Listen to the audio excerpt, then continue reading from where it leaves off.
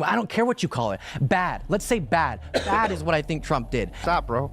I just let you go through your whole stupid spiel. You can't sit on your shows and say this guy's a fascist and then give us nothing. That's a very bloodthirsty position for a progressive, isn't it? As long as Ukraine would be fighting, our aid can prevent more deaths. Just how? No, I was finishing my point, Tim. Let me finish my point. Okay. Yes, how we've decreased teen pregnancy. Through abortion. Recently. Welcome back to Rattlesnake TV, guys. In this video, we have got a delicious debate to review from Tim Pool's Culture War, some of the best political debate content on the internet at the moment, if not the best. Today, we've got a mouth-watering lineup of Andrew Wilson and Myron Gaines versus Spurgley and Tiny Hands from Pondering Politics. Lots of great moments in this one, so it wasn't easy to pick out the best clips. But with that, without further ado, let's get into it. I know it sounds a bit generic, but this is the big talking point that kind of persisted for the past 10 years. Donald Trump is a threat to democracy. He's authoritarian. He's far right. He's fascistic, et cetera, et cetera. So I don't know who wants to start off first, but Luke, is he a fascist? Yeah, you know, we can debate that particular label. I've noticed when I've watched past debates among MAGA folks, the benefit, or at least what they seem to thrive off of, is getting real into the weeds on a particular semantic debate. That's less relevant to me than going through the specifics of why I might call him that. But let's not get so focused on the label, but instead whether or not we find moral, whether or not we find... No, let's get focused on the label. So listen, here's why. Because you can't defend... Well, first finish of off my all, point, though. You first of can't all, defend... Luke. Well, hold up. I'm going to finish this. You can't defend what he does, so then you try to distract from that with just really abstract from your label lies. discussions. Yeah, from your lies. What he's done or lies? So you can't... No. So first of all, hang on, Luke. Semantics are super important to a debate for a reason. It's so that we have clarity in what we're actually talking about. So when you go, Trump's a fascist, yeah, it's very important that you clarify exactly what that means, why it means that, what the historic standard is that you're providing against I'm saying that debate is an interesting one. I've had it a bunch of times. Less relevant than whether or not you can defend the things he did factually, not the labels, the facts of what he did. Why are you calling him a fascist then, Luke? If you're not prepared to defend it. Tim brought that up. I'm interested in... Well, it's so you call him that, Luke. Why do you call him that unless you can defend it? He is called in the media a fascist over and over and over again for 10 years. And he calls him that. My question is, most importantly, then we can get to that. Can you defend the things that we point to as a threat to democracy, as anti-democratic, whatever label you use? I just don't care about getting that bogged down. Can you defend that he's a fascist or not, Luke? I absolutely have had that discussion a bunch of times. That's not what I asked you. Can you repeat my question? I asked you, can you defend that he's a fascist? We would point out things that we might describe as authoritarian or fascistic, even if you don't agree with a particular label. And that's what he's saying we want to talk about. So, for example, did he plot to overturn the 2020 election? Did he resist the peaceful transfer of power? Does he command a cult of personality? These are factual questions. Does he threaten the media? This is not, I'm not going to make a whataboutism. I'm going to say, okay, let's start from that presumption that would make Trump a fascist. That would also make Obama or Biden or Kamala much the same. Which we can discuss, which is false.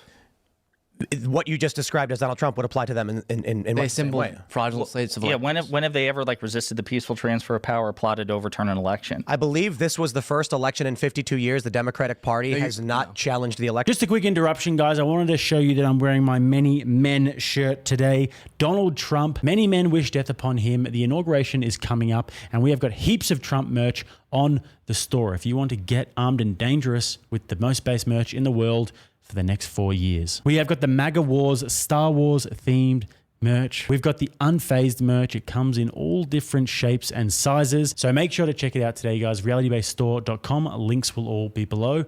Let's get back to the video. We're supposed to be debating them, I think. Could they also try to defend this stance? Yeah, because you're comparing apples and oranges thing as far as I'm concerned. I mean... That was silly. Yeah, if a court decided in one of the 5 or 7 states that Trump tried to peddle the false elector scheme, that if a court contested the Democratic slate of electors, then I think you would have an apples to apples comparison. But that's not what happened. In none of the 7 states, and it wasn't close enough to where they didn't know which way it was going to go. Right, there was no actual ambiguity. Yeah. Andrew, anything? Myron? Well, what's the argument here? Is it fascism, or because you guys went into a whole other tangent? Because you guys went, I don't know if you guys, it started with fascism, but then we went into Kennedy election in 1960s. I'll explain. One of the key tenets of, again, I know you'll get really triggered, so I'm trying to stay away from that particular term, but we can say fascism, authoritarianism, Fascism is based. I don't know what anti-democracy. It's pretty fucking base. I don't know what the issue is, baby. Is that legitimate or a joke? Because we can go into that. That'd be interesting. Yeah, I mean, we can go ahead. Now something you want to talk about fascism. One of the key tenets is rejecting democratic principles and the democratic process. According to who? According to every single fascism scholar ever and the definition. Okay. Do you mean according to who, like what determines the democratic processes? No, I'm asking according to who. Yeah, sure, read it. Yeah, go ahead. So far right, authoritative. No. Pull up Giovanni Gentile. This would be the person that you guys would like to use. You see? As an authority, yeah. Where did we cite They're terrified. Gentile? I thought it was Gentile. When did we cite him? I'm sorry. Is reading a Wikipedia article proof of your position? No. Getting into a hyper specific definitional discussion. I don't care what you call it. Bad. Let's say bad. Bad is what I think Trump did. And that's what I'm trying to get you to see. Not the definition, because I know you feel way more comfortable spinning around and reading about whoever. Instead, we can just talk about, regardless of the definition, is it good or bad to reject democratic results? Is it good or bad to threaten the media based on my principles, which value democratic? What do you mean threaten the media? So Trump has repeatedly called for like investigations into reporters, into media outlets. He believes that the business licenses of like ABC and CBS, MSNBC, he says, should be pulled. I mean, you don't see these sorts of threats from the Democratic Party. Okay, so let's get into them. Okay, so first and foremost, guys, I have to give a little bit of props to young Spurgley here, because last time he was on Tim Pool, he took one of the worst L's we have ever seen. He got battered from pillar to post, and Tim was just unrelenting on him. So for him to step back into the breach after that, I mean, I think it kind of confirms my theory last time that it's the start of a career as a political journeyman where you just take batterings, but it's good for attention, it gets lots of views. But still, gotta respect it, and it is extremely entertaining. But anyway, on to the meat and potatoes now. Luke Spurgley is absolutely kidding himself if he wants to call Donald Trump a fascist over and over again, as they all do, and then when confronted about it, say, let's not get tied down. I don't want to get lost in the weeds here. Nope, not happening, Luke. As much as the Liberals would love that, we actually have to get clarification on terms and definitions so that we can do a bit of an analysis and see who actually fits the definition of fascism better. Because we definitely wouldn't want to be having double standards now. So Andrew's right to hold his feet to the fire here and actually make him explain himself, because it is a very inflammatory term with historical context. And he has used it, as you can see on screen here. So now let's get into the weeds of it a little bit more here with the fascism conversation. Okay, so let's get into them. And even if you did. Has Trump pulled anybody's license ever as president? Has he actually sent any government officials to do any investigations at any major? So you agree, though? Stop. Him saying stop, bro. I just let you go through your whole stupid spiel. You keep not Has Trump sense, actually done that? Are threats not bad? And first of all, hyperbole isn't a threat. That's one. Trump. And hang on. CBS should take it off the air. Should they? What I want to see, so as Spurgley over here keeps on losing his mind, he doesn't want to get into hyper-specifics. Spurgley. He doesn't want to get into hyper-specific semantics because that would cause what we'd like to call clarification. That way we're not talking past each other. I don't think you're hearing what I'm saying. Yeah, dude, I just gave you your whole spiel.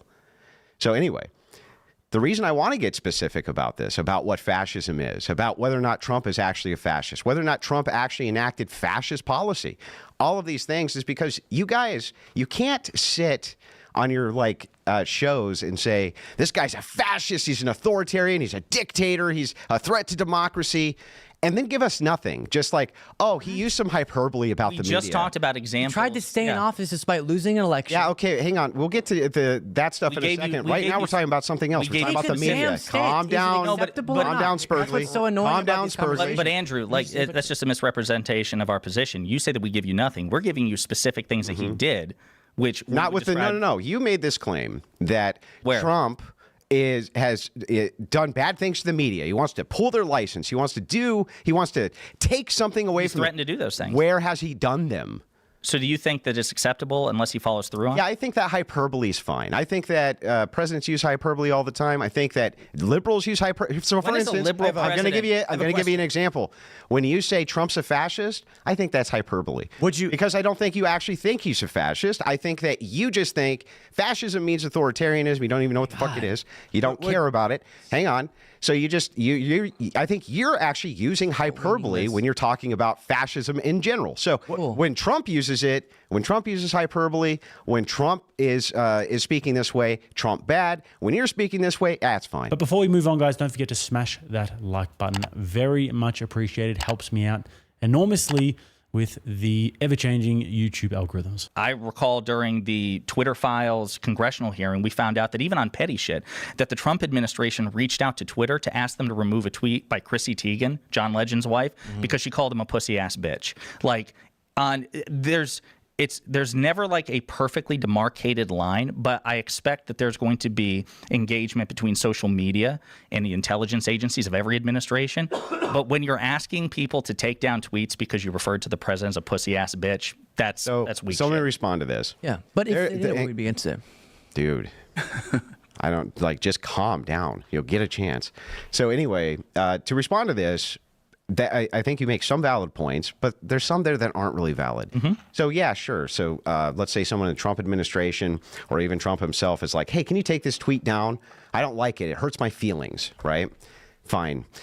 You can condemn it. You can say, it's an abuse of power or something like this. Seems like a kind of vague abuse of power. But there's a distinction when Facebook is being contacted by the Biden administration to tell them to censor all anti-COVID vaccination information, period, to take those things down, to throw people off who are disseminating this information, this and that. He says, this is now narrative building. This is, I want you, this giant, enormous media outlet, to build the narrative that my administration wants. And I'm going to use the coercive power of my office to do it.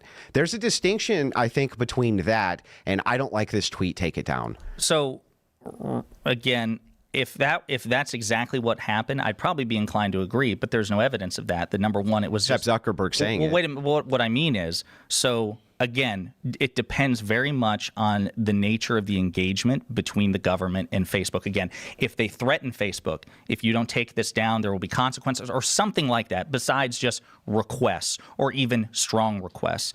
There's also a public health emergency at issue here. So even if you disagree with what the federal government under Donald Trump, by the way, because a lot of this happened in 2020, and under the Biden administration, if you disagree with why they were pressuring it, to me, because that line is not perfectly demarcated, it's more understandable why the federal government would be urging social media companies to crack down on disinformation they believe will kill people. Well, just let me finish. As opposed to the president of the United States, the most powerful man in the world, pressuring a social media company because a celebrity insulted him. Yeah, that is indefensibly stupid. Okay, first of all, there's far less.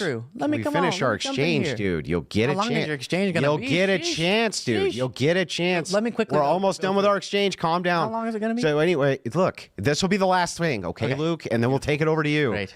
Anyway, this is called rational discussion. I know it's hard for you, but anyway, I think it's fine. I think it's fine to make the criticism. I don't want the president to call and ask to take down a tweet. Fine. Again, though, when you're talking about narrative building from the Justice Department, contacting Facebook itself, trying to construct a narrative, how much more fascistic can you get, authoritarianism can you get, then there's a counter narrative out here about COVID. There's a counter narrative here about some of the therapeutics. And by the way, Zuckerberg has since said some of the things that they were saying on the counter side were true. And they were asking us to take these things down. And we complied.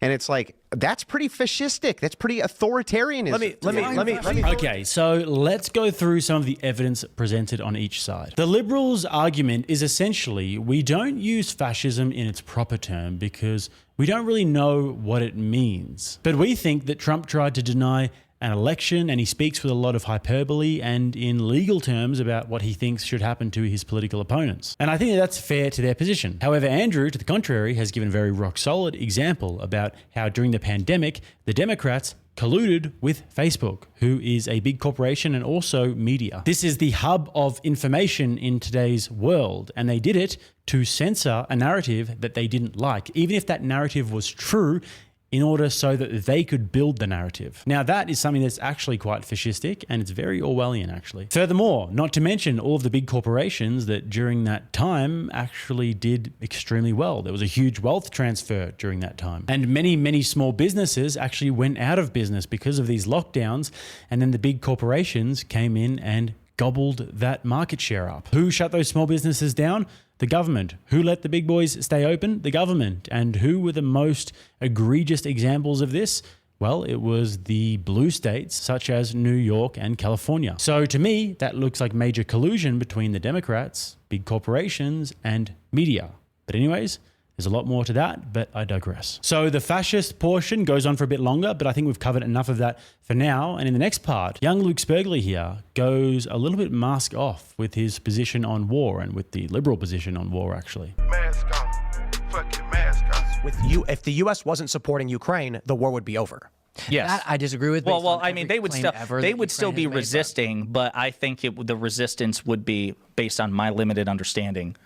Minuscule in comparison. Yeah, they don't have the weapon. They wouldn't be able to do anything. You know what I mean? But they would. I think they're also receiving. Aren't they receiving even more from European allies? Yeah. Like, again, this is where they get a lot of aid. Yeah. Yeah, even outside the United States, my understanding is like they're getting a lot of shit from the United Kingdom, the European Union, everywhere. And, yeah. Sure. So because if those other countries, like if Ukraine sees this as an ultimate, fight to the death for their homeland, and then other European countries feel threatened by Russia doing this, and they're going to be supporting Ukraine somewhat already, and Ukraine's going to be fighting, regardless of if we send aid, I'd rather them have our aid and do more damage to Russia and maybe hold back some Russian aggression further than standing back and Ukraine gets even further. Yeah, so basically that's a very bloodthirsty position for a progressive, isn't it? So yeah, so the idea here is I want American funding to go to Ukraine so that they can spend their soldiers, right, in what looks to be a fairly fruitless battle long term to get slaughtered over and over and over again so that you may not have to deal with the Ruskies later. And it's like, here's the thing. You're going to have to deal with them later, and here's why. They're a nuclear-armed nation. Did you forget about that part? Yeah. They have nuclear bombs and intercontinental ballistic missiles. And it's like, you're going to have to deal with them, whether you like it or not. This idea of the ground pounders in Ukraine who are battling it out in the trenches, all of that is actually beside the point. They're a nuclear-armed nation capable of intercontinental ballistic missile technology. It's exactly, like which you're going to have to deal with them. We can't directly involve ourselves militarily with them because it would be nuclear war. But right, so spend other people's sons. You're saying You're saying bloodthirsty. My point is, as long as Ukraine would be fighting, our aid can prevent more deaths. Just how? No, it actually how is our aid preventing more deaths? Defend themselves more effectively. Our aid is the reason why they even go. Why they're fighting. Like when they have certain equipment that allows them to not even have to send troops, like whatever Biden recently sort of sent. Let's clarify something. It was the U.S. that sunk the flagship of the Russian Black Sea Fleet. You can say Ukraine pulled the trigger, but Russia doesn't see it that way. It can be the perspective of the narrative in the United States that the U.S. is not involved. Russia does not see it that way. The U.S. provided missiles like ATACMS, provided the training and the equipment, and then asked the guy standing next to them, special forces in Ukraine, press that button to blow up the Russian flagship. Russia doesn't see that as Ukrainian attacking. I don't. Well, they do because they're not attacking. They're not like Russian Russian state officials and media have already said we are at war with NATO. Yeah, I mean, they always believe that. But I agree, they do believe that I agree with all that. I just don't think. Right, so let's put that it means simply. that we're actually going to get into a military conflict with. In no courtroom would you be able to claim that you were not involved in the murder of a person when you handed the gun to the guy, asked him to do it, and told him to pull the trigger. And we gave him the equipment. Of course, I'm with you. So that means the U.S. is literally at war with Russia. And then I disagree that we technically are neither. Yeah, we're not legally at war with Russia because Congress hasn't declared. Yeah, we weren't legally at war with Vietnam either. It was a police action. There was no declaration of war. We're going to have to sacrifice American soldiers to invade Russia, or Russia's going to do that to us. There's not really a threat. First of all, Luke, I think it's very naive on your part to pretend that there's not American special forces who are in Ukraine right now doing all sorts of sabotage mission, training ops, all sorts of things. Like, it's totally naive to believe that in every other theater that we're involved in, where we're training people in advisory roles. I think you think you're debating with someone. That's not what I'm claiming. Well, you say you make the claim like no boots on the ground, no boots on the. It's like there's already boots on the ground though. We already have. I guarantee we already have special forces boots on the ground. If you don't hear with the government being largely oligarchic, the question of whether or not Ukraine wants to fight this war is an interesting one, and I'm curious what you guys think. Yes. So back to just public opinion. If there was an overwhelming opposition within Ukraine among Ukrainian citizens for continuing this war, then I think that they should resolve it because democracy. Yeah. I mean, like, again, this is not something I focus on my channel. So for all I know, there's compelling evidence that the public sentiment is, fuck it, let's just, again, either negotiated settlement or concede the land. Wow, 25% of the population has been displaced, with 7 million as refugees fleeing the country. Yeah, man. By the way, they don't want the war. Again, it's American media that controls it. Like, yeah, we're going to go out and fight this war. We got Zelensky, and who's obviously like a puppet of the United States. It's the United States saying we need to weaken Russia at any cost. If it means Ukrainians die and we spend a bunch of money, we're going to do it. The people don't want the war. This brings up a more compelling question I'd like you to answer to, though, Luke, which is this. Wow. Do you think, ultimately, that Russia likely is going to win the conflict with Ukraine and get at least a large portion of Ukrainian land? Do you think ultimately that's going to happen? Yeah. Then the entailment actually of your position is this, when you say weaken Russia, that you want the United States to fund an oligarchical government which will continue to draft the citizenry of the Ukraine to go die to weaken people you don't like. Exactly. That is the action. Hang on. I just want to make sure. What did I just say there that's incorrect? All of it. Okay, which thing? Yeah. So I keep saying, and as I'm polling myself, it's been pretty quickly dropping year by year, public support for this. And so as we get less and less support among Ukraine, because I'm not saying they should die for us if they don't want to. And as more None of them want to die for us, bro. Nobody wants to die for us.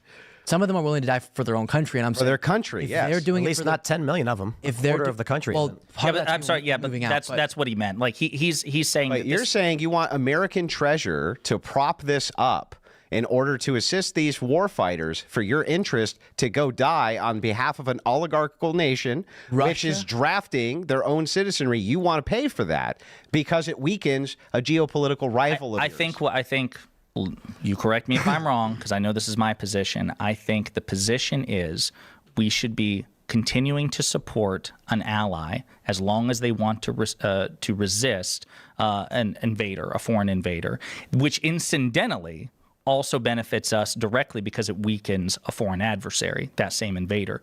For me, the calculus changes tremendously if it turns out that, that Zelensky is forcing the Ukrainian people to resist. Like they don't want to resist. Yes, and that's our point. He's I understand that he is drafting people. Yeah, what's a draft? He's kidnapping them. He's literally kidnapping of age men and taking them and forcing them to be in the military. There are people who are trying to leave as refugees who are grabbed and then dragged back kicking and screaming. The people don't want this is what I'm trying to say. Yeah. So then we would... There's videos of this stuff. Well, no. So we agree then. You see the videos of the women being captured too? It's nuts. But you guys let's just start with the fundamental question. What is a draft? You are taking of-age people and compelling them into service. Compelling them, yes, to fight. Yeah, so the thing is like when you say, if it turns out this government is forcing people, like what are you talking about? The entailment immediately of I'm drafting your ass is that you're being forced to go fight when ordinarily you wouldn't. Why wouldn't you just have a volunteer armed forces instead of a draft? Because you're compelling a populace or a group of people who doesn't want to fight to go do it anyway. No, I understand. So let me ask you if you recognize any distinction between this, because perhaps this is a distinction without a difference. Do you recognize that there are people who do not want Russia to conquer Ukrainian territory or Ukraine writ large, but are not prepared to pick up a gun and voluntarily attack? Of course, sure. Yeah, sure. Is that a distinction worth noting? Because what I'm referring to is the former, not the latter. I totally concede that based on reports, there's been drafts and conscriptions for months? No. Years? Okay. Yeah. But that my understanding is that the public sentiment of the people in Ukraine is that they don't want Russia to take this territory. If that's wrong, then my interest in funding the war or whatever it is, or propping up Ukrainian resistance to Russia, plummets dramatically. Oh, wait a second. What you're talking about here still brings up another question, which is, let's just say it's like 55% or 60% of the nation, right, who wants this war, right? They want to keep themselves sovereign. Yeah. Let's just say that that's all the public. Like a small majority, or like a small majority, or whatever. They can institute a draft against the minority who can fight, which is going to be kids, mostly young men, right? That's going to be your warfighter age, 18 to 25. Obviously, they're going to be outnumbered by other people, so they can compel their citizenry to go fight, because they don't have to, right?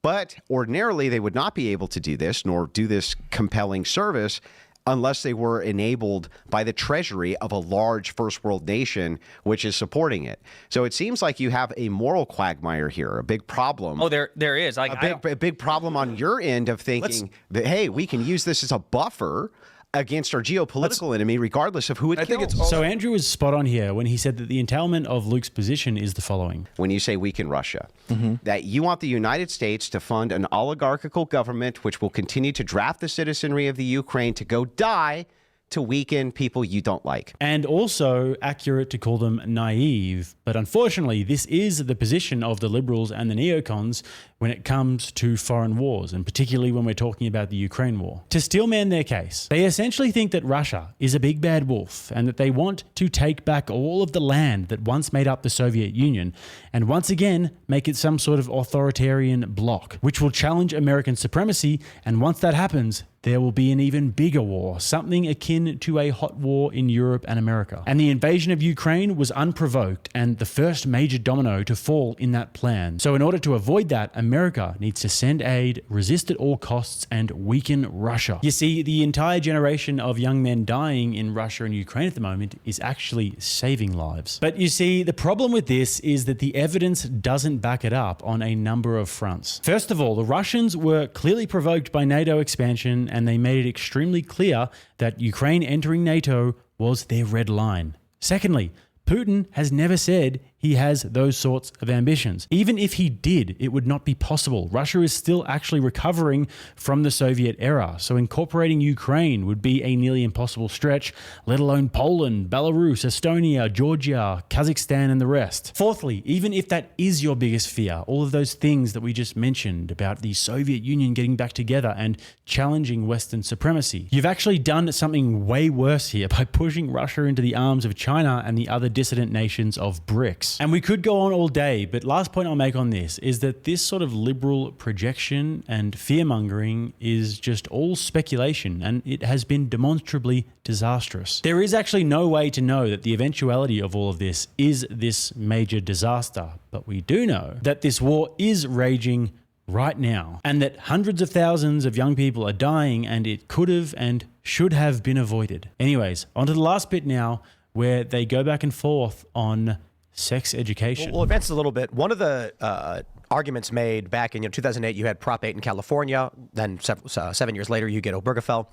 One of the arguments made by conservatives was that this is a slippery slope where they begin teaching children about gay adult activities. Yep. Liberals largely said that'll never happen, and I know because I actually campaigned for the Human Rights Campaign in California using those arguments to get people to give money. Sure enough, here we are, and I am arguing against these books showing graphic adult content, including anal sex to children in schools. It happened, and the argument maintained by the left, one of the principal arguments is, if a teacher is gay, and a child asks about the gay marriage, they should teach it. No. As it pertains to sex education, the argument presented by many liberals is that it would be discriminatory to only have heterosexual sex education. Mm-hmm. If you have sex education in schools, it must be for all protected classes, of which orientation and identity are protected. Thus, these books are in grade schools, and the liberals have defended children seeing fetish content. The question for that. I'm going to finish. You made a question. I'm going to finish. You made a point. You literally just made 2 points. I was finishing my point, Tim. Let me finish my point. Spurgley, okay, point. My question for you is, because you just said one other joke about there's STDs. There's STDs, and explaining to children how to avoid these things. Mm-hmm. Does that mean schools should teach children about anal sex?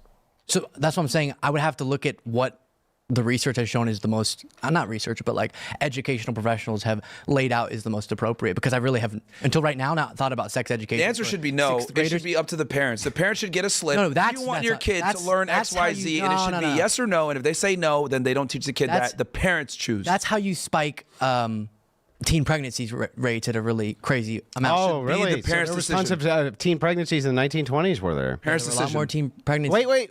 There was a lot more teen pregnancies in the 1930s, 40s, 50s? What? Was there more teen pregnancies in the 30s, 40s, and 50s? They were getting married because they were getting pregnant. Wait, I'm asking. In other countries too, like we can pull it up. Out of wedlock. Out of wedlock teen pregnancy. You might know that I sent, so that we could have a thoughtful discussion, a list of topics. This wasn't on it.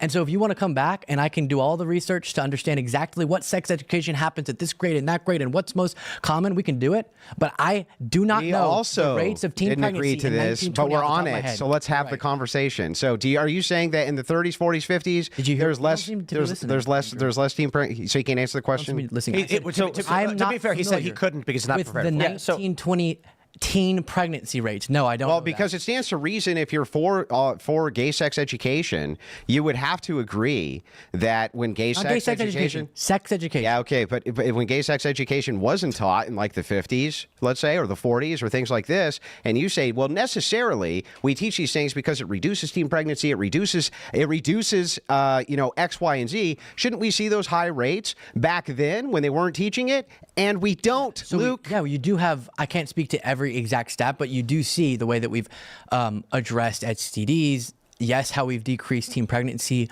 through abortion recently.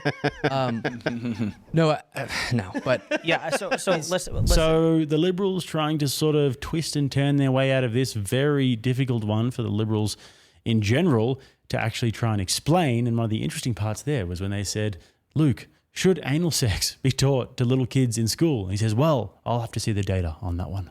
Schools should teach children about anal sex.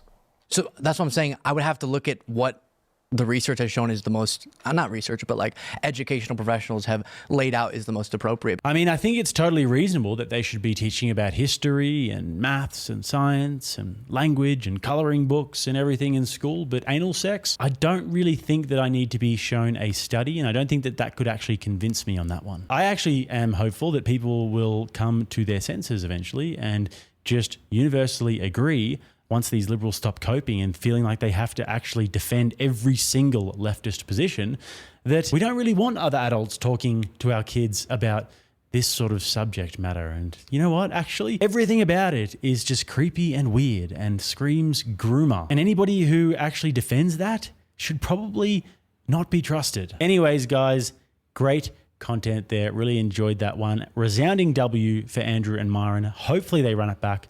That would be very entertaining. But anyways, guys, don't forget to check out the Reality Based store just below here. All those links to the most based merch this side of heaven will be there for your perusal. And if you guys don't mind liking the video, subscribing if you haven't already, just there. And if you'd like to watch another one, right here.